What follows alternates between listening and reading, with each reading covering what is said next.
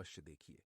परंतु वीडियो में आगे बढ़ने से पहले हमारे नए दर्शक चैनल को सब्सक्राइब करके बेल आइकन दबाना ना भूले। त्रिया शब्द संस्कृत के त्रय शब्द से लिया गया है, जिसका अर्थ है तीन। महिलाओं के लिए यह विशेषण पुरातन काल से प्रचलित है। सामाजिक मान मर्यादा के कारण महिलाएं प्रायः अपने मनोभावों को सहजता से प्रकट नहीं कर पाती हैं। अतः वे सोचती कुछ हैं, कहती कुछ हैं और करती कुछ और ही हैं। आशय यह है कि उन्हें समझना दुष्कर है। देखा जाए तो पहले इसी वजह से महिलाओं को प्रायः दौरे माता आदि आने की समस्याएं होती थीं। जैसे जैसे महिलाओं को अभिव्यक्ति की आजादी मिली, इन समस्याओं में बहुत हद तक कमी आई है।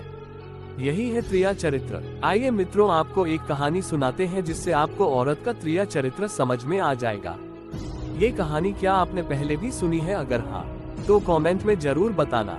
तो चलिए कहानी की ओर। एक बार एक गांव में एक प्यासा आदमी एक कुएं के पास गया, जहां एक जवान औरत पानी भर रही थी। उस आदमी ने औरत से थोड़ा पानी पिलाने के लिए कहा। खुशी से उस औरत ने उसे पानी पिलाया।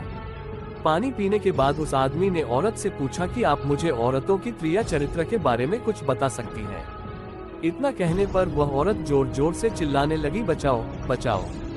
उसकी आवाज सुनकर गांव के लोग कुएं की तरफ दौड़ने लगे। तो उस आदमी ने कहा कि आप ऐसा क्यों कर रही हैं? तो उस औरत ने कहा, ताकि गांव वाले आए और आपको खूब पीटे और इतना पीटे कि आपके होश ठिकाने लग जाए।